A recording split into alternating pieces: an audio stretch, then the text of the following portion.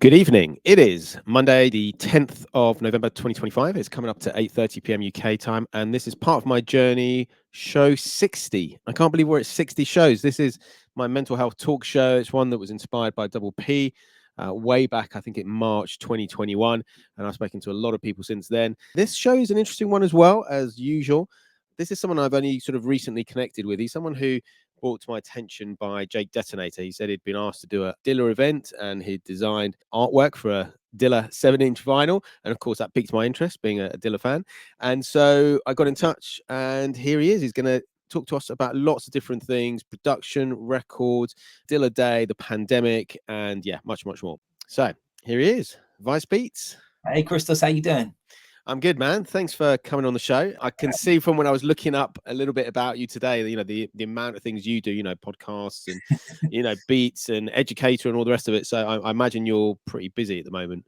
Yeah, man. Life constantly feels busy, to be honest. One of those things, I don't think I know what not busy feels like a lot of the time. Yeah. It's difficult to sort of just stop sometimes and just sort of think, Yeah. oh, okay. I mean, I've got that. We've just done our last sort of event in London yesterday, and I don't have any events probably till the new year. So it's now right. Okay, just chill. Nice. Try and process what's gone on over the last 11 months because it's been crazy. But yeah, great to have you on the show. First time guest, and I always ask my guests the very first time they're on about their musical influences. It's an important part of my life and their lives. So for you, who first got you into music from a young age, and what age was it, and what sort of music? My parents had quite different musical tastes, but I think for me, probably my dad's was the biggest influence when I was younger, because he was just into all sorts, really. I really remember like long car trips and we'd be listening to like the Beatles and Beach Boys to anything, really. Like, he had a really broad taste. When I was little, like, we'd listen to loads of different records on Sundays. It was like cleaning day, but there'd be records on, so it was kind of like the silver lining of cleaning day. So like there'd be days where we could like make pizzas and clean. And he was really into jazz as well, so like he listened to all sorts of different artists.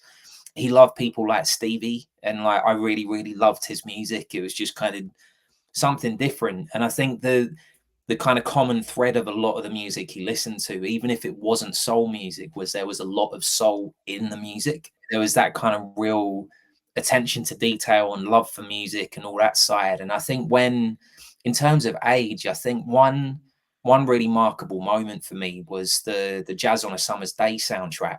I must have been, I don't know, maybe like 7 or 8.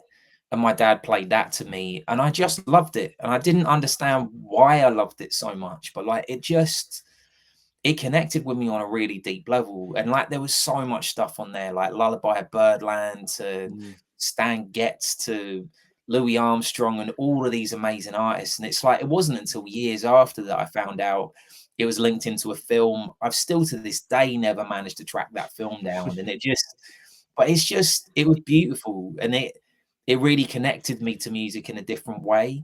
There was just kind of those little pockets over time where it built up, and there was kind of different levels of excitement about different things. And I think in terms of getting into hip hop, like I had my kind of early days of like listening to tapes and like the kind of Will Smith era and all that kind of thing. But I think one of the big things for me was I went to France on an exchange trip, and I think I was like 13. And the kid I was staying with wasn't very nice to me, but he had great taste in music. He was a big skater, and like he had a whole group of friends who like they'd made their own skate park, and like they were constantly listening to hip hop all the time, and a lot of it was French hip hop. So like they were listening to like I Am and NTM and Solar and all these amazing artists, and they were kind of introducing me to those different acts. And he sent me back with a tape, and I had no idea who these acts were, but it was things like, like the track that sampled Star Wars and like Mon Petit Frere and all those tracks. And like, I just fell in love with it, man. Like, and I was big into French at the time as well. So kind of, I loved that it was a different language. And that was around the time when MX was around, and like that kind of rip everything era. So like, I was like deep into that, and I just couldn't get enough of it, man. Like just downloading everything I could possibly find, getting into like really obscure groups like Cunning Linguists, and like remembering these moments of like my grandma was awesome, and like she used to go to Virgin Records as like mid-80-year-olds and go and ask them for like these little snippets of things that were in the Guardian of like this album, that album. And I'll tell you later on, but like she's the reason why I ended up hearing about the classic Dilla tribute and like all of this stuff. Like she got in deep. So yeah, there was all of these different things, and it's like then my mum was into people like Enya and I guess kind of more world music. So it was kind of two different areas, but you know, records were always around and they were a big part of my life. And you know, my grandparents on both sides loved music. So it was just music was always around. My dad used to play guitar when he was younger, and my mum played clarinet when she was younger. So like, you know, I think there was always that interest and appreciation for it. Just kind of spawned from there really and built up. Yeah, loads of stuff going on in there. Loads of stuff to sort of pick out little bits, and like you say, we'll get to the Dilla stuff later. Yeah, but man. you said obviously records are always around you. So you know, was it the case that you had a system in the sort of front room and the lounge, and obviously you'd just be able to stick some records on that you want? And how did that then progress to you getting your own records? I think with my dad, it was more of a kind of hands off. He was the one who was in control of the system Right. type thing. Whereas with my mum, it was a bit more kind of laissez-faire and she didn't mind. And like I was saying to you off air, like I used to have things like the flexi disc of cereal boxes and stuff like that. So things like Three's the Magic Number. And there was a really weird one. It was like it was that weird Star Trekking track. You know, that really creepy Star Yeah, I know what you mean. Yeah. Universe Yeah. one. There was stuff like that, and it Yeah. just so really, I mean, they were my first records. Was having things like that where you were cutting it out of cereal boxes, and I thought they were amazing. But in terms of buying my own record, I was doing a newspaper round at the time, and I went to Virgin when it was open, and like I was just desperate to buy a record. Like I don't know what it was about it. I think I kind of got the bug and was just like, right, I want to buy something. And I think at that point, my mum had just got an old kind of the standard stereo system where it was just a stack and there was a turntable on the top. On the top. Yeah. Yeah, and like she had like random different records. She wasn't as into records as much as my dad. So when I went to my dad's house, he had loads of records, but I couldn't really interact with him so much. Whereas my mum, she didn't mind, other than the fact that like I started kind of trying to interact with them more and scratch them and like, you know, like it just firstly it sounded awful, but also wrecking the records. So like I think thinking back, probably I was given a bit of a gentle nudge of like, go get your own to trash. Yeah. Well, and also the needles and stuff on those sort of record decks were pretty bad. I mean, we've all sort of been there, and you know, everyone sort of scratched their records on there. Yeah. But yeah, flexi disc. It's interesting. I caught an Instagram the other day where someone was literally cutting out like this bit of plastic. I think maybe from the bottom of something, and then they were lathe cutting it, and I was like, of course, flexi discs. You know, it was amazing. And they had all the serial ones, didn't they? Like Tony the Tiger and all this crazy stuff. Now, obviously, you talk about sort of getting inspired about and in French as well, which is interesting, the French hip hop. But when we sort of spoke on air in terms of trying to get the timeline of that, you know, you said obviously lyrics was what first came to you. So how did that start? Honestly, I don't know how it started. I mean, my mum said that when I was really little, like when I was at junior school, I'd write poetry and ended up entering into competitions and various things when I was like really young. And then I think like as an angsty teen, it was a good way of kind of getting out like what I was feeling inside. You know, like school wasn't great for me. I was bullied quite a lot, quite badly. I think for me, it was like I kind of went inwards and reflective and was able to find different words with it. And I think over time I found a way that actually I could write poems for like my mum and my grandparents and different people and kind of I found that power of I can make people happy with this. And that felt really nice, you know, and I for a long time I didn't really know much about what I was doing. And then I went to college. And things changed a lot musically for me. Like I found friends who were like massively into hip hop and soul and neo soul and all sorts. And around that time, like I'd been writing poetry for a while, but in the center of Birmingham where I used to live, it was like one of those kind of big hip hop shops where like they'd have kind of all the American clothes stuff and everything. And I met this producer who was a great guy, like really, really supportive. And like I knew I wasn't great at it at the time, but he gave me some beats, a guy called Patch, and like he he just kind of gave me a bit of hope with it, really. And I think I really got into that side of things. And then in the second year of college, I ended up winning a prize for poetry at Oxford University, and I ended up where like 13 of us went to Oxford Uni for this like massive competition thing. Like I won it, and then they could come along with me. I met Mel B from the Spice Girls. Like she gave me the prize. Random. It was this thing called like the Oxford Revolution. So yeah, it was like this national award for poetry, and I won that, and it was all about revolution. And I think I got hooked. You know, and I at college I had friends who like they around that time, that was when like Jay-Z's Blueprint was getting really big. Like Biggie had kind of obviously died by then, but like there was a lot of Biggie influence. And one of my friends, Nathan, was like massively into Biggie, and I didn't know Biggie as well. So like he kind of rhymed Biggie's lyrics like his own. So everyone thought he was a great MC, and then kind of years Right. down the line realized he was basically chancing it. But like, you know, we'd do like bad freestyling, and I got completely immersed in it. You know, I absolutely loved it, and it just I just couldn't get enough of music, really, because I'd had friends previously who were like into vinyls, particularly with garage. I loved garage for a long time, and one of my friends had vinyl decks when I was about 14, 15. So I'd go around his house and like we just kind of jam out and like just listen to a bunch of garage stuff and have some fun with it. And you know, it was around a time when garage was really bubbling as well. So like I started collecting my own garage records and stuff. And you know, I was 16 years old. I thought I was super cool, like going into college with my vinyl records, and like, you know, the girls being like, "Oh, what did you buy this week?" And I didn't have a clue how to mix them. Didn't have a turntable at home that I could play them on.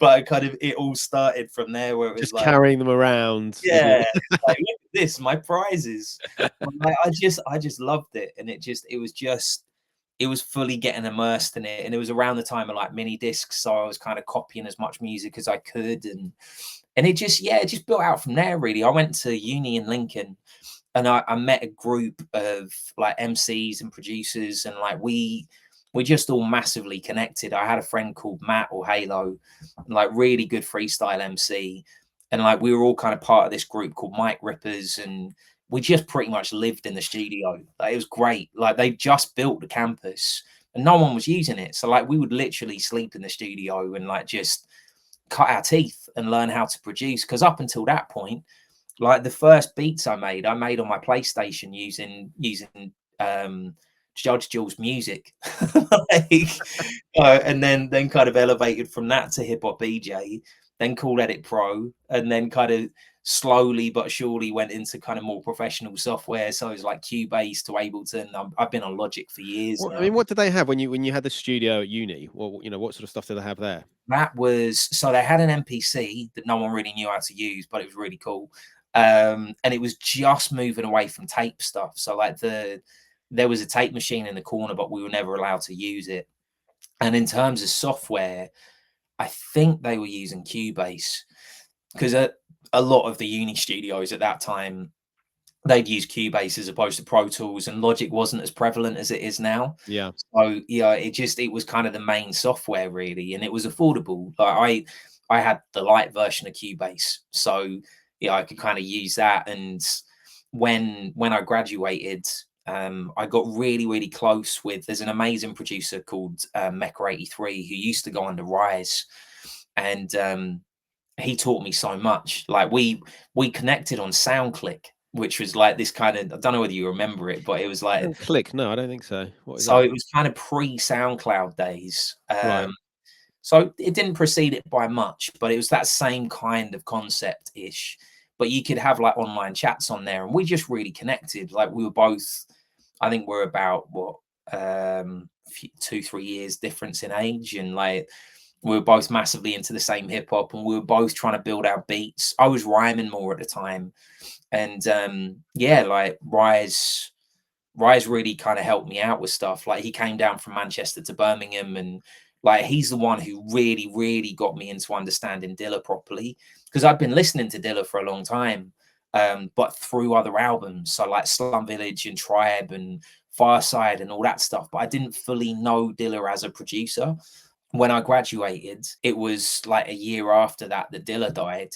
So, you know, around that time was when kind of things were becoming a bit more noticeable in terms of what was happening. People were talking about it more. Yeah, I wasn't really connected into that scene so much then. Yeah, he really helped me. Like, he came down to Birmingham, like gave me a beat CD of Dilla beats and was showing me on Cubase how to like swing drums and all sorts of things. And I really, really got into the beat scene in Birmingham. So as part of like Louis Den with Sonny Jim and Cosign and Sweato Kinch and all of those guys. And I mean, it was a really good time, man. There was a lot of energy around beats and building and love of hip hop and these pockets of events where it just, at the time, it felt like everything. It was just an amazing feeling to it, and it built out from there, really. Yeah, I mean, I think that's probably around the sort of time that Brighton Hip Hop Festival used to sort of It take part, was, yeah, and man. Slip Jam Yeah, B and stuff like that. Because, you know, bizarrely, I used to sort of half manage a little group from Eastbourne called 12-inch Matter, and, you know, we played at Slip Jam nice. B, and, you know, got into, you know, Evil Ed did the release and stuff like that. But yeah, I mean, and again, I sort of think back to that, and that was great for a few years, and then it just suddenly just died, you know, and it doesn't really happen. You know, there is some hip hop Yeah, in Brighton, but it's not that was quite. Rising Festival, wasn't it? It's like Yeah, and it was those guys, amazing how popular it was then, and it's just yeah, a shame it didn't, for whatever reason, just sort of hit a plateau and then just sort of stopped, which is a real shame. But yeah. it was a great Funnily time. funnily enough, you say about that. So like I think it was around 2008, 2009. I started my first podcast. So it's called Basement Sessions. And I decided that I wanted to run my own event within 6 months under Basement Sessions. So it's like this bigger plan to set up my own record label, because when I graduated, I wanted to set up a label with all my friends from uni. That was called Street Soul Productions. And I really, really enjoyed doing that side. It was a lot of work, and we were making some progress. Yeah, like I was having meetings with people like One Extra and various other things. It was moving forwards. Yeah, And I around the time when podcasts weren't cool, like I started a podcast and it was on Podomatic, and I ended up applying for some Arts Council funding, having no clue at all what I was applying for. But my mentor for Arts Council was the guy who started Rising. So like right. I kind of ended up like finding out loads from him, and like had this amazing 1-day festival, and we had like Mud Fam coming up and Sweato Kinch's band and all these artists from around the country doing all sorts of things, and Sensei FM and loads of people. And it was a real moment. Like it was a really special time with it. But yeah, it just kind of built up over time, really. And I think like I don't think anything has kind of stayed that static in my life other than loving hip hop. It locked itself in when I was a teenager, and it's never gone away, you know. And it just, almost like a relationship, there's kind of times when it drifts a little bit more, and then it kind of just comes back really strong. And it's like it's just my constant, really, and I love it. Yeah, and it's been there throughout your life, isn't it? That's Yeah, part of it. You yeah, know, yeah. Dilla. Then, obviously, you've explained who got introduced you to him on that sort of level. What was it about him as a producer, an artist, that sort of really got to you? I think probably the first album that really opened my eyes to what he was doing was Fantastic Volume 2. I was at uni when that album dropped. I'd never heard anything like it. It felt so sloppy but so sharp at the same time. It was really special, and there was so many amazing tracks in there, but kind of like Fuji's The Score, where it almost just seems to flop in and out of tracks, and it's like there's these loose interludes, and then it will just turn into this absolute banger, and then it kind of flops into this next thing. It's like there's just this kind of fluidity and water-like effect to it, and I just loved it. And it was like the drums and the mood and the feeling and the way that the MCs were going back and forth, and the whole kind of soulful element to it as well. And I think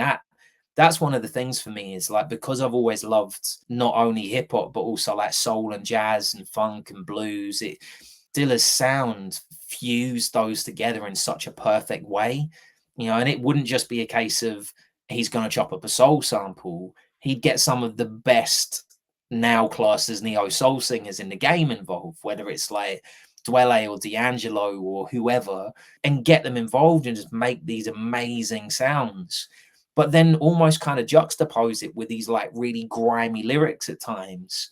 And then there'd be these beautiful sung vocals, and it's like, where did that come from? But you can't imagine it without it. And the same thing with kind of the lyrics alongside the beats, you know, things like Fall in Love.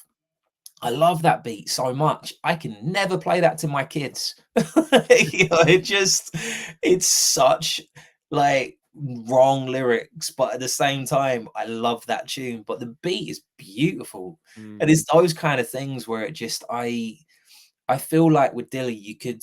I know a lot of people try and put Dilla in this pocket of, oh, he never quantized. Yes, he did.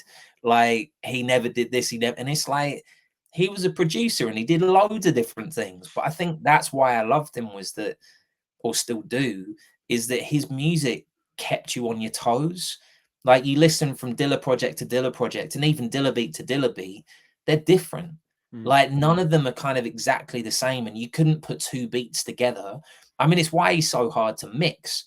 Like, his beats are awful to mix because they're just all over the place. Like, the drums don't gel with anything else. Like, they're all swung, and like different things come in at different times. And even the beats would be classed as a little bit straighter. You know, you got things like Running and stuff where they're so complex if you look at the way that he's made it.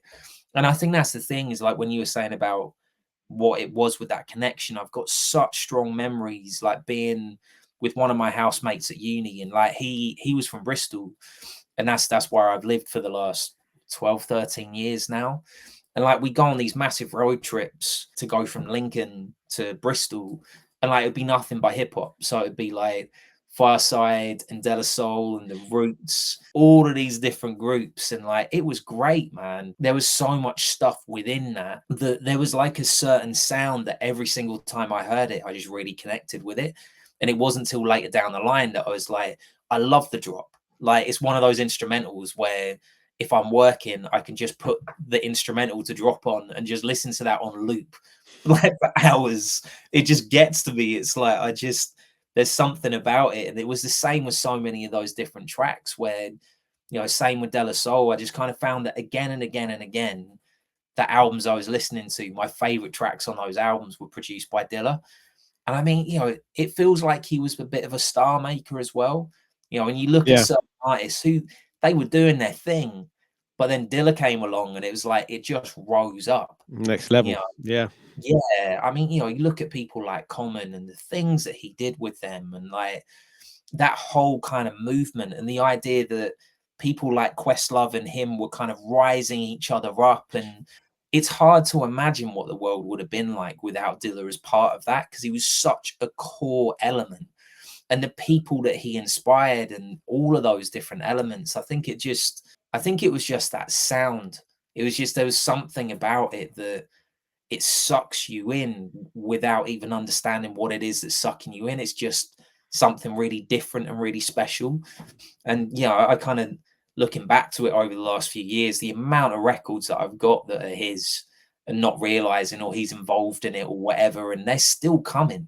You know, there's still people bringing out different Dilla beats and everything, and and I think for me as well, it's like, it's the community that surrounds him as well, like both the artists and the supporters of him. There's such a kind of sense of like love and almost kind of protectiveness around him still, where, you know, it's never become this kind of sellout element that can happen with certain artists. Yeah, and I guess that's where the sort of foundation comes in, because I think, you know, it could potentially have gone the other way. Now, obviously, one of the things you just said there is, you know, you couldn't imagine what the world would be like if he wasn't around. I guess, you know, he was taken so soon. We've got no idea what the world would have sounded like if it actually it's survived true. and, you know, is still around maybe today. You know, it's incredible how much he influenced people and still does. You know, that's the thing. So in terms of the foundation then, because obviously you got involved with that, and I know we spoke again off air that, you know, just before the pandemic, you were due to sort of fly out for Dilla Day. So talk us through up to that point then. So how did you get involved, and how did you get to that point where you were going to go out? The long version of the story is that I was saying to you about my grandma and kind of introducing me to records. So one of the albums that she bought for me was Miguel Atwood Ferguson's Sweet for Marjukes, the CD and the DVD that was created by Mashilla. So Sweet for Marjukes is incredible, and it was basically the classical tribute to Dilla that was done originally in LA. They did one show in London, and it became this kind of legendary status show. But they took a whole bunch of Dilla productions and turned it into classical tribute. He used to be a strings player when he was younger, so like there was a seat at the front that had his instrument on that seat as a tribute to him. And I, at the time, it was a dark time for me. Like, you know, my daughter has Down syndrome, and she'd not long been born at that time, and she was in and out of hospital all the time, having loads of operations. I spent so much time on my own in hospital with her, and it was hard. And the first time that I watched that was on my own whilst my daughter was sleeping, connected to all these wires and everything, and it was really, really difficult. I was watching that DVD on my own with my headphones on in the hospital, and I was just bawling. It just really, really got to me. It just connected on a really deep level. I think because at the time I was massively, massively into sampling, by the end of watching it, I was like, I need to do something with this. And I just kind of sat on it for a long, long time. You know, it just wasn't the time. At that point, I had a band called Genius Collective and a group called Delegates of Rhyme, and I was really busy with those. And you know, my daughter was really busy with loads of different elements, and I was doing a lot of self-employed workshops. So it wasn't really the time. And then in 2013, I first started dabbling with some of the ideas. So I just chucked all of the tracks onto my computer and just started chopping some bits up. So actually, I think there could be something here. Like, you know, just kind of chucking some one shots underneath and just playing with a few ideas. And I remember linking up with Greg Blackman. I think I was about 6 months into it. I'd already kind of felt a little bit deluded where I was like, I don't know what I'm doing here. I don't know why I'm doing this. Like, you know, I think at the time I'd got one verse from Donny Numeric on one of the tracks from Delegates of Rhyme, and I could sense that there was something there, but I needed some help. I mean, Greg Blackman is incredible at what he does, but he basically took all the tracks I've got and he didn't tell me what he was going to do. He's just like, give me the tracks. Like, you know, just give them to me. It's cool. Like, leave it with me. And probably about a month later, I just started getting these folders through.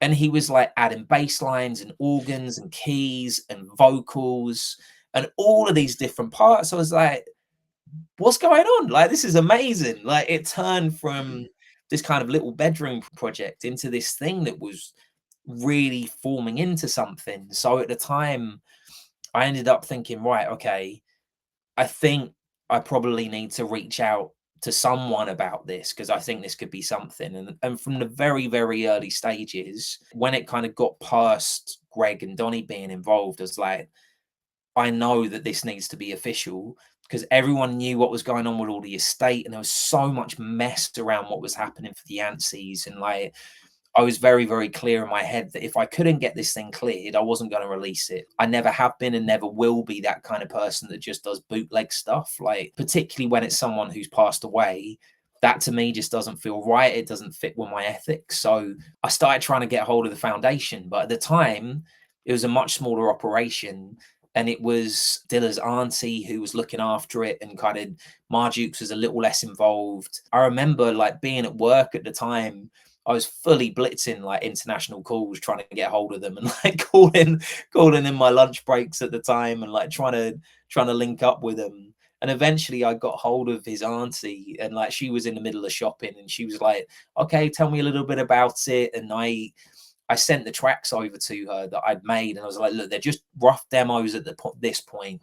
She really liked them. She was like, right, I'm going to send them to Maureen, see what she thinks. They loved it. Like, and I couldn't believe what was going on with it. And I was just thinking like, this is mad. It kind of really re-energized me with it. And I was like, okay, like, I'll see where this leads. And they just said to me, like, keep me posted. Like, let us know what's happening. Send us tracks as they go. Like, let us know what's happening. Around that time, Doctor's Orders were doing a lot of their tribute projects where they were bringing out people like Illa J and various other people, but they also ended up having one of the events where they came to Bristol not long after I'd moved there.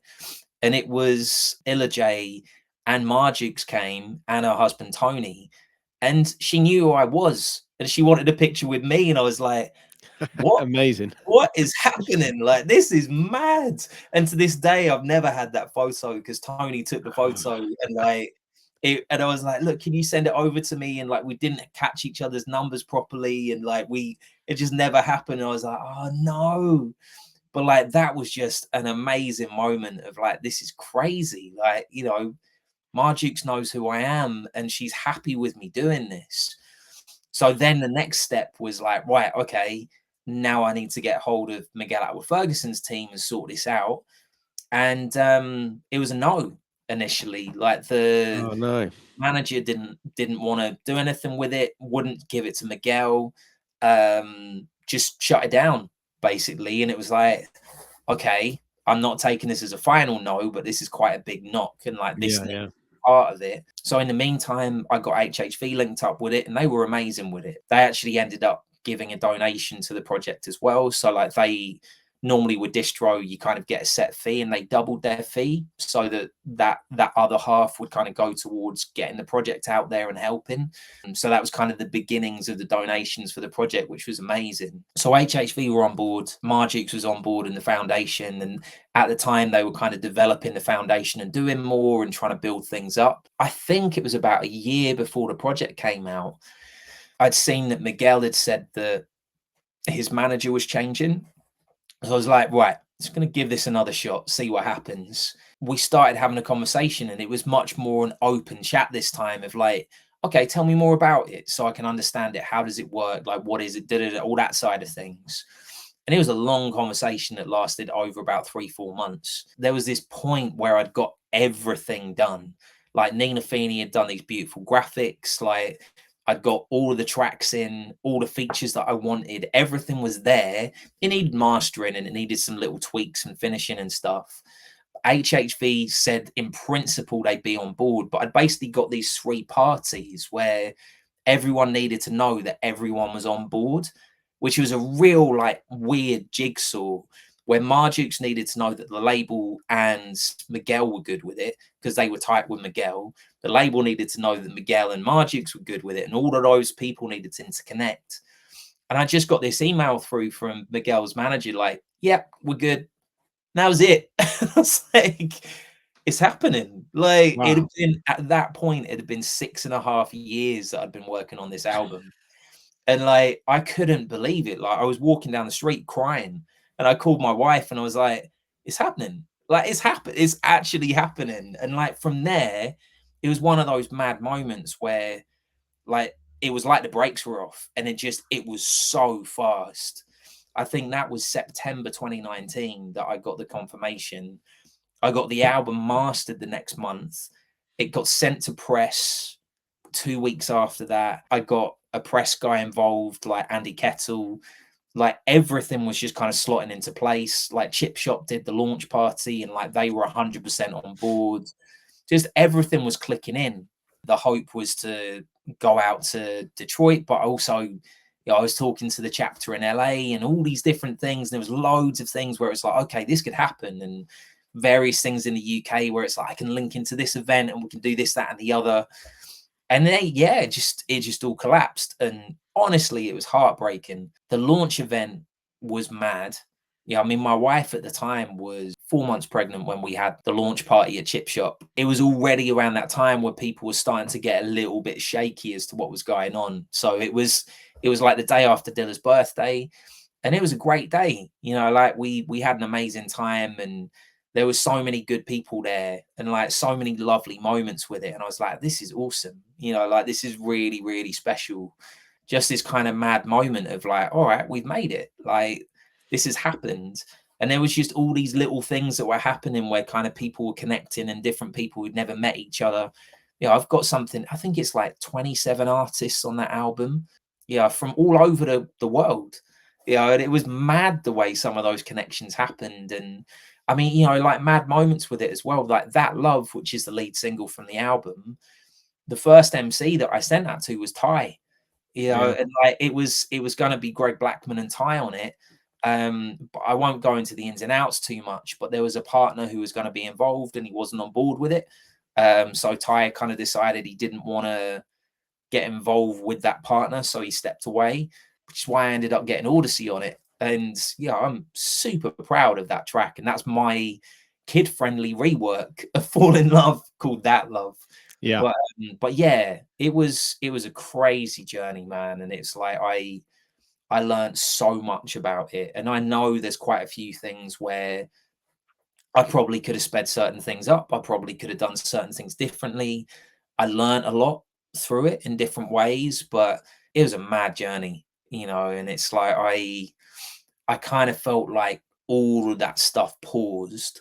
And then when the world started opening up again, it was like, okay, I'm still talking to Mardukes in the foundation. I'm still trying to do all of that side of things. It just kind of felt like, yeah, I guess there's a way of kind of moving this forwards. And for me, that was firstly doing some talks. So kind of I was doing talks around the country. I went to Berlin, did various other things. So kind of talking about the Dilla project and that process, because there's a lot to talk about. And then in 2023, I linked up with University of Bristol and set up an afternoon of Dilla. And it was all to do with the idea of being able to celebrate Dilla, but in a different way. Because there'd been the whole thing of like night times and raves and all these different elements of like supporting Dilla in that sense. But I wanted to bring it into like a time where it could be about family and celebration and having a chat. And it's not just about the drink side. It's about just having some fun. And like we had donuts there. We had so many different elements to it. And it's built up, you know, like it's been, we've just done the 3rd year of it. And I mean, honestly, like there was some moments this year where it was like, this is crazy. Like having Peter Darkwa from BBE talking about Dilla. I mean, if it wasn't for Pete, like who knows what Dilla's career would have shaped up to be? You know, like, it's so unbelievably integral in his life and career. And having him interviewed by Dave Holt of Wax Poetics was like, what's happening? Like, this is just madness. And it was just like listening to this conversation, like, this is the best conversation I've ever heard about Dilla, and it's right in front of us. It was like, you know, on a And kind you of, made it happen. yeah, You made it man. happen. You know, that's the thing, you know, you sort of look out at these things that you do, and Yeah, obviously you're like, wow, you know, this has really achieved something. Because if it wasn't for you, what you'd put in, it yeah, wouldn't have got to that point, wouldn't it? yeah, exactly. And I think that's the thing. It's just I love music so much and I love hip hop so much, but I think it's been kind of trying to find those ways to connect the different dots over time. You know, and like especially having kids, it's like my daughter from a really young age would come to gigs with me, come to festivals. Like if I was hosting stages, she'd be coming along. You know, I remember like a good few years ago, I was hosting a drum and bass stage at Volksfest. Like she was in a onesie, like raving on the stage with me until like 9 o'clock at night. You know, and it's like, it just, my son really, like, he's only 5 and he talks about like studying hip hop. And he's like, I'm learning hip hop, I'm studying hip hop. But it's like, it's Amazing. lovely, you know, and it's those kind of things. If like, I've got friends who are like vinyl collectors and like they can't believe that I let him play around with the records and scratch them and stuff. But like, I want him to know them. Like, I want him to kind of not be scared of it and understand that when he's in control of them, it does something and it's tactile. And it just, I've known some amazing DJ tutors over time. And I think that's one of the biggest things that I've seen across the board with them. It's like just that tactile nature of it. It's like, right, just chuck your hand on it, move it back and forth. See what happens when you move this. Like, what does this do? And it's like, it's like an amazingly complex toy, you know, and it Yeah. just is that kind of thing where it just, I love that side, you know, and it just being able to bring that fun and that kind of sense of like joy to it. I mean, like this year, we at an afternoon Dilla, we had an amazing thing. So we had this like memoriam that was created by Gab's Most Wanted, and like she's Brazilian, so she basically kind of brought her culture of memoriams into the element of Dilla, and like had all of her albums and printed photos and did signage and brought fresh flowers and spread them across the table and like this beautiful lighting. It just felt like this amazing moment where people were just coming into it, and it's like this Dilla shrine. So many special moments with it, and especially having things like Wax Poetics involved, and we've got these amazing t-shirts from Uchi Clothing that, again, it's just like the attention to detail and love. I think that's one of the biggest things for me, is like the amount of love that people have got on this front. I was going to say, because there's a lot of artists out there. A lot of great artists have died, and there is a lot of love for people like Amy Winehouse and yeah, all these other amazing artists. But Dilla just seems on another level. I don't know if it's yeah, because it's the hip hop element of it as well. I don't know what it is, but it's amazing, isn't it? Because you don't, like you say, you don't have yeah, shrines to all these other artists and these sort of yeah, events like an afternoon, with Amy, or anything like that. So it's yeah, again interesting how much of an impact he had on everyone's lives and still does so many years later. yeah. One really beautiful thing that happened, I think it was last year, was so De La Soul supported this really lovely little preschool in Chicago, Shy City Breakers, I think.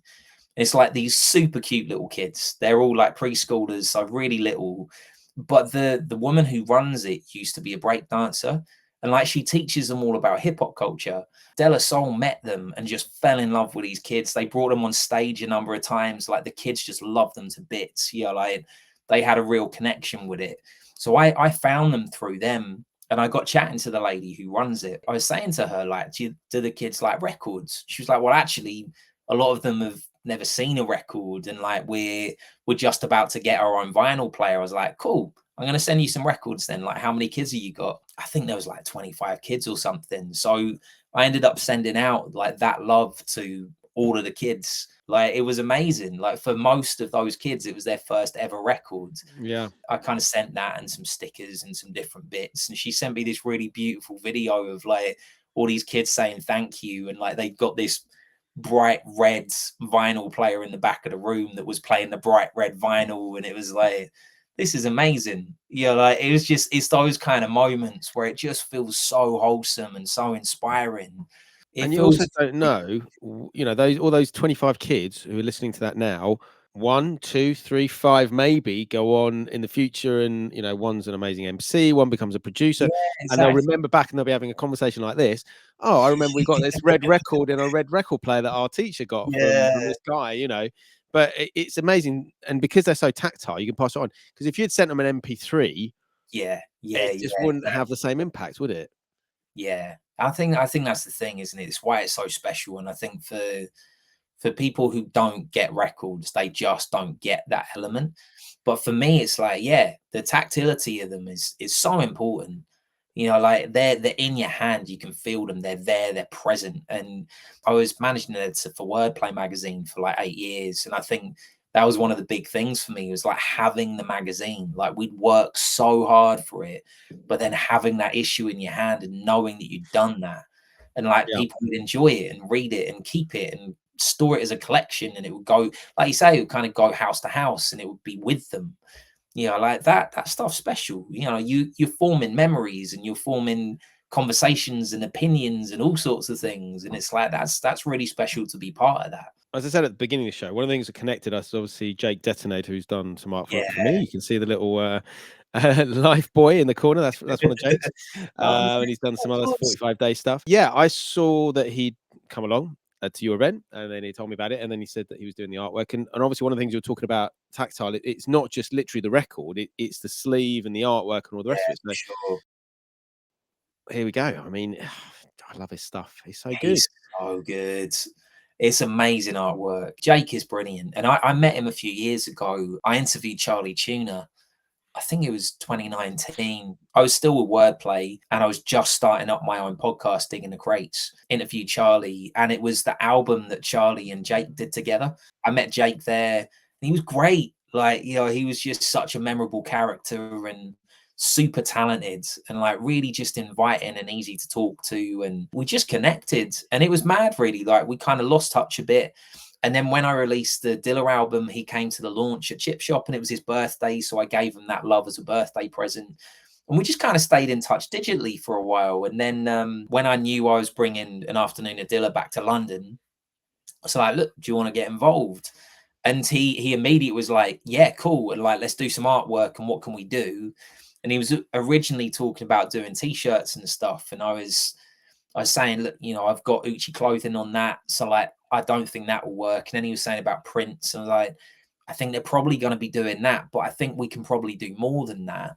I was in the process of getting Snowfall in the Summer wrapped up, and sent the track over to him, and immediately he was like, this is fire, I'm on it, let's go. Yeah, we basically kind of worked on it from there. And I mean, that track is quite dark-ish boom bap, and you know, Snowfall in the Summer is actually not a super happy reference point, you know, like, but like Jake's artwork makes it so playful, and it's like both Blue and Fat Cat look awesome in that artwork, and like, it's just that kind of typical slightly tongue-in-cheek, turning it into something that's accessible, but it's got that real hip-hop feel to it. And like, it was great, you know, like, this track was kind of premiered, I guess, at an afternoon of Dilla, so we turned the artwork around for then, and we got it so that we could start the pre-sales like 2 days after that. So like, everyone that was at those events heard it before it was anywhere else. And Amazing. it's those kind of community elements that I love. That, you know, like, I'm more and more trying to work out ways that I can build communities and kind of get it out of just it's streaming, it's Instagram. It's more a case of like, it's people, and like, I want to Yeah. build those communities around, and I love that element to it, you know. And I think Jake brought a lot of special moments to that event, and we had a point where Sarah Love was DJing, and she's just next level anyway. And we had him doing live illustration, doing like Dilla sketches while Sarah Love was DJing, right after we'd listened to Peter Darkwa. It was like, this is just next level. Like, this is just, It's an amazing event, isn't it? I was yeah, reading an article, and you know, our competition, if you're doing something out, isn't like other events or other DJs. It's basically, you know, cheap booze, a couch, and Netflix. You know, you've got to get people out of the house, and obviously by putting on something that is an experience, that's an event that they're going to remember, rather than just yeah, someone playing records or someone playing this. You know, like you say, you've got a talk, you've got an artist, you've got music. You know, it's community. It's bringing people together. The shared love is Dilla, but then they meet each other and they talk about other stuff and become friends and yeah, go off and do their own things. That's amazing. And it's sort of what I'm doing with 45s, you know, and it's yeah, great to man. hear it's happening in other communities and other sort of little pockets and stuff like Yeah, that. dude. I do freelance music teaching in different places, and one of the places I do that is BIM in Bristol. And for the last 3 years, I've been building up the Hip Hop Society. So when I first got there, there were some students who were like exiting the uni at that point, and it had just lapsed. There was just nothing going on, and it was kind of coming out of COVID, and there just wasn't the energy. I set it back up again, and it was an absolute mission. It was a real slog getting it to work again. I decided that the best way to do it would be to set up a weekly social. So we just got a new building the first year that I started there, and it was it is an amazing facility. And I somehow managed to wrangle it that we would be bang in the center of the atrium, in the middle of the building that goes all the way up 3 floors, and having a weekly hip hop social with like the students being able to play beats, do rhymes, everything. Probably the first month, I had maybe 1 or 2 students, but I knew it would work. Like, Yeah. I knew 100% it needed to happen. The students were there, and it was that kind of build it and they'll come type thing. And it's in its third year now, and we've done loads, you know, and there's kind of typically anywhere between kind of 20 and 30 students that turn up now. Like, the table's not got enough seating, and people bring all sorts, you know, like we have graffiti parts to there. Like, we're talking about getting some chessboards in. Like, we've had people like bring dub sirens in and play around with those, like bringing their mixes in and have mixes. Like, we've had any MCs that I know, like they'll just kind of pass through and hang out with the students, you know. So we've had like IMB there, and this amazing Irish MC called Ophelia, who came over from Cork, and she's an incredible freestyle MC. She just hung out with the students and was like teaching them how to freestyle properly, and like properly bringing them out of their shells, and like loads and loads of different things over time. Like, Ash the author came to see them for a bit, and you know, there's just all of these like really special things where it's happened. And Yeah, but uh, it's great, isn't it? And it's giving back as well, isn't it? You know, yeah, because you Yeah, know, yeah. you can do a DJ set, you can do an art, you know, you can rhyme or you know, do a performance or whatever, but actually coming in and hanging out with like-minded younger people who you Yeah, might exactly. inspire to then that, you know, that's gonna be worth more than anything, really. Yeah, man, 100%. It keeps you on your toes. I mean, like, there's some fire producers in that group, and I'm like, okay, I need to keep Up your making game. it. Yes, I mean, like we have like weekly sample challenges. There's like 60 of them on WhatsApp, and we kind of have weekly chats about it. Amazing. I was DJing at an amazing event last week. Actually, it was a Tanzanian hip hop film that's coming out next year. I saw Um, that. Yeah, I saw that you yeah, were doing that. called Dar es Salaam. Yeah. Really, really cool. So I'm involved in like a sample project that they're doing. My students decided they were going to scrap the normal hip hop social and all come to that. So like Right. they like Amazing. ended up being like a hip hop outing. So like a bunch of my students ended up coming along and just hanging out and like talking to these Tanzanian MCs. And then one of the student who runs the society now, he was like really inspired by it. So he's chatting to one of the producers there from Tanzania, like got some examples of samples from this guy, and like then chucked one of those in as one of the samples for the students to like flip for the next week. And yeah, just all of these like little moments, and yeah, it's beautiful, man. You know, I Amazing. think it's you're right. I think it's those communities that over time they can be so wholesome and so special. And I've been lucky enough to be part of some of those over time. Like Louis Den for me was that. And you know, Ty, he did the same kind of thing in terms of kind of having his own beat collective, and like we'd all be on Facebook and he'd be chucking in samples and we'd all be involved in that. And I think for me it was like the big part of it was the no ego element of it. You know, there was some producers in there who had like would wipe the floor with everyone. They weren't talking like that, you know, like they just have some fun, do some cool stuff, you know, like it's just special, you know, like it's that connection element of it. And I think kind of seeing some of those producers in particular, like seeing where they've got to and what they're doing now and all that side of things. You know, Beat Butcher was part of Louis Den. You know, he moved to LA, like doing a lot of the core tracks of Griselda, working with so many artists, like getting Grammy nominations. But he'd hang out with us on Sundays and like do beat flips. You know, that's where a lot of us Yeah. started. Same with Sonny Jim, you know, I mean, like the guy's huge now, international respect and working. I mean, he's worked with Doom and all sorts of people, but at the time it was just we were just all hanging out. I mean, I was close to being the engineer for like their whole label around that time, and with Eat Good. Yeah, there was all sorts of stuff going on with it. And it was a fun time, man. You know, it's definitely kind of a community sense. And I was part of Sensei FM for a while and I was building up basement sessions and I had like I don't know. I think it was like 8 or 9 DJs around the world who were all putting in shows, and we were doing loads of different stuff with it. And it was an exciting time with it, man. And I think that because it wasn't around me, like when I was younger, and there was very much in Lincoln, there was that real kind of separatist feel to it. It's like you don't rhyme in the UK style.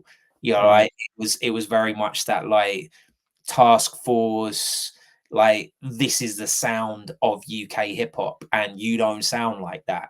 You know, and it was hard because I was kind of going to uni and listening to people like Ty and Roots Maneuver and Herbalizer and the more kind of jazzier end of hip hop, and listen to a lot of US stuff. And a lot of my friends were into the US stuff. And I'd come in from college where the majority of my friends who were introducing me to music, it was their collections that they brought over from their families. So whether that was Zimbabwe or Uganda and so on, and it was like amazing music.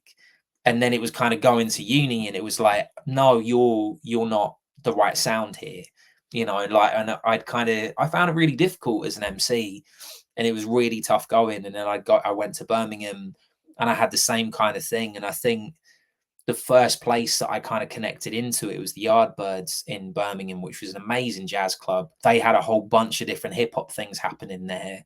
And my friend Basics, who's part of Beatbox Collective, he just moved from London to Birmingham.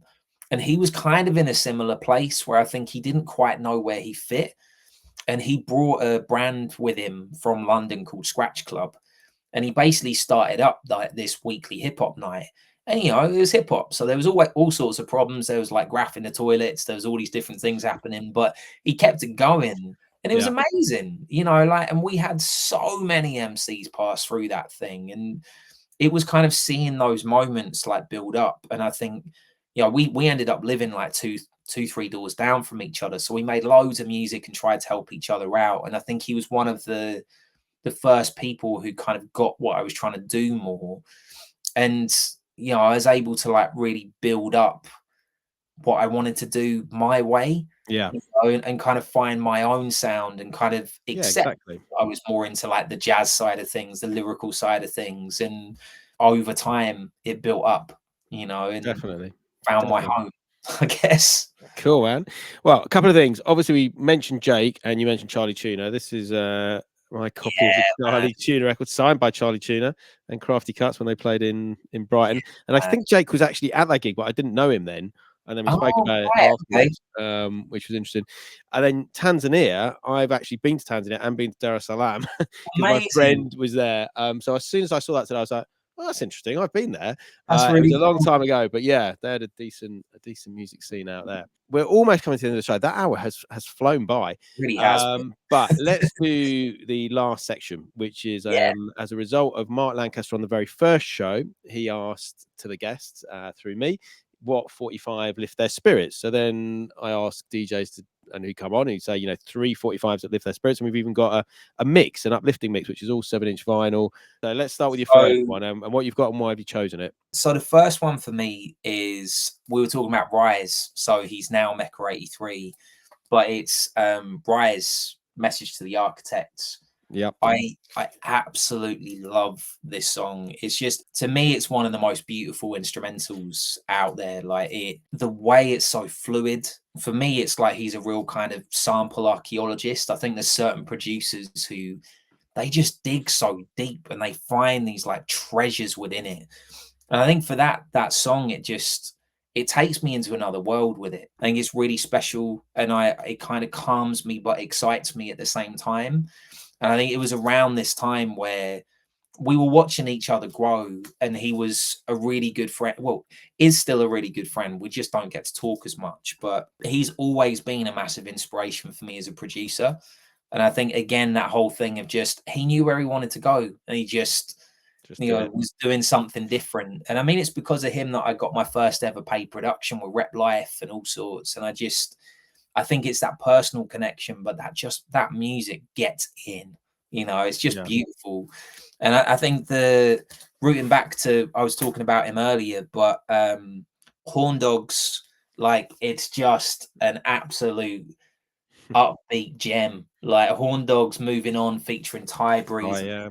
I love this record so much. I was lucky enough to kind of get to know Ty over time and have him as a friend. I still have seen him more live than any other act. I know it's well over 10 times that I've seen Ty, and I never thought I'd see acts that many times, but he's just so special.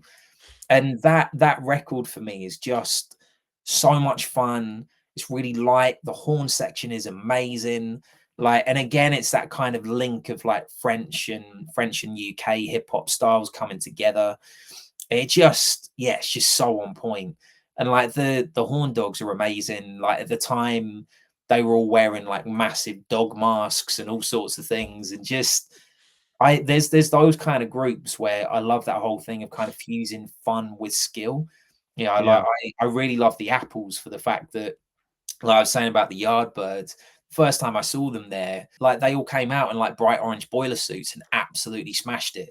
Like, there was like 3 DJs in a massive horn section and like killed it. And the same kind of thing with Horn Dogs, really. I think it's just that feel good element, really, really funky. And then a track that it just gets to me every time is Quantic Your Return with Alice Russell. Yeah.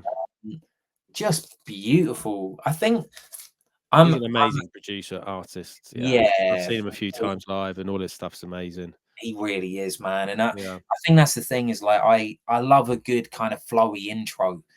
And I think that's one of those tracks where you hear the birds and then there's all these gentle sounds happening and you're just transported somewhere else, and it's just really, really beautiful. And I feel like every single time I listen to Quantic, I feel like I need to be on a beach. And Yeah. it's just that kind Just of, takes you there, doesn't it? It takes you to yeah, It a really foreign does. country. You know, it takes you to, you know, South America, Yeah, or wherever he's sort of in being influenced, you know, on this yeah, particular project. You know, that's what I love about him. He's sort of influenced by all sorts of projects and yeah, sort of man. And I styles. think kind of like with Bonobo, like it feels like they both kind of, because they were rooted in hip hop. I think Yeah, there's those sensibilities.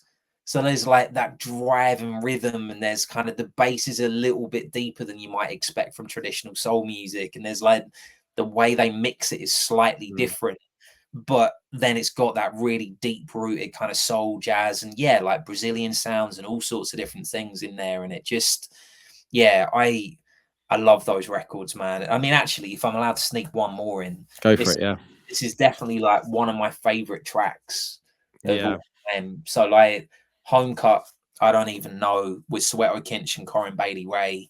Like it's such a special song. Like Home Cut is like criminally underrated for the stuff that he does. Like he is an incredible MC. I mean, you know, Corin Bailey Ray, like beautiful voice, like beautiful human.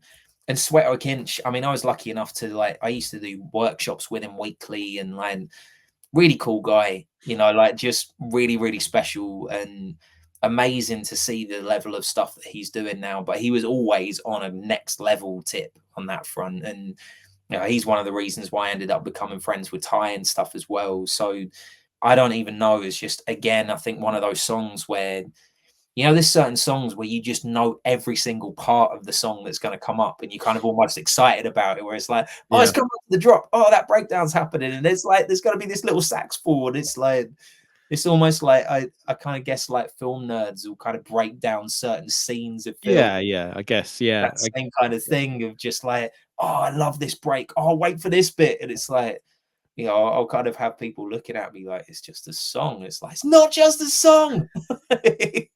So yeah, it's they're special, man. You know, it's like I don't know, like music can just hit in such a different way. Like definitely those records.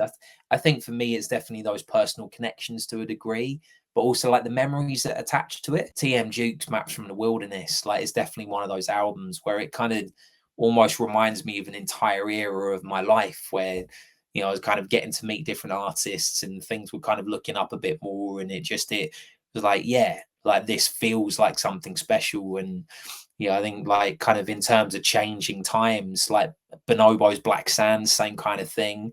You know, it's there's kind of certain albums that really like pinpoint certain times in life, and you know, I love that about music, and kind of having those records feels like something where it's a marker point for it, and it kind of feels important yeah. in a way, I guess. Definitely, definitely. It's all been a lot of fun. Lots of great stories.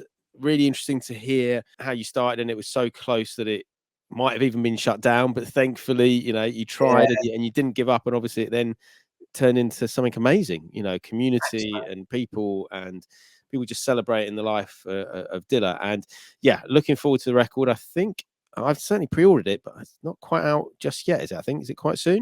so it's literally being pressed this week. So I got two of them sent over to me. So I've now got them and can kind of hear them and see them. But it's literally two. And Yeah, these after I talk to you, these are getting posted out. I'm getting the batch this week, excellent. hopefully, and then they'll start spreading out into the ether, which is exciting. You know, Yeah, it's definitely. yeah, I look forward to receiving it, and then obviously playing it on the streams. It's definitely go. I mean, yeah, that yeah. love. I yeah, rinse that. You know, I've used to play that a lot. It's one of those that I just absolutely love it. And you know, the smooth remix as well. You know, Oh, it's he killed it, dude. absolutely He stunning. turned that remix down in a day. Yeah, And incredible. it was mad. Like he was saying to me, "Oh, you know, I'm really busy at the moment. I've got all this stuff going on. We're writing an album." Then I sent the acapella over to him, and he was like, "I don't even think it was 24 hours." And I just got this message on WhatsApp, and he was like, "So I've started something." And when he says he started something, he'd literally finished the Finished. entire song. I think like it was done Amazing. by the second version and within a week. And it was like, this is nuts. So Yeah. yeah, he absolutely He's a lovely guy. He's been on the show before, and he's DJ'd for us down in Cambridge, and yeah, really lovely guy. nice. Thanks again for Thanks, being man. on the show. I appreciate your Thanks for time, having me, and man. I appreciate it. It's it's been great. great. Peace, man. Thank you. Peace.